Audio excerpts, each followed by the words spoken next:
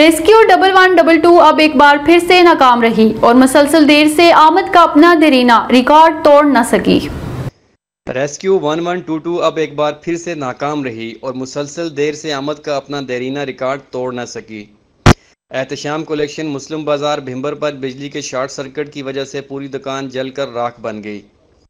احتشام یوسف المعروف بوکی کی گارمنٹس کی دکان پر رات کے اس پہر آگ بھڑک اٹھی جس سے دکان میں موجود لاکھوں روپے کے کپڑے اور دیگر سامان جل گیا۔ ریسکیو 1122 کی ٹیم ایک بار پھر سے موقع پر پہنچنے سے قاصر رہی۔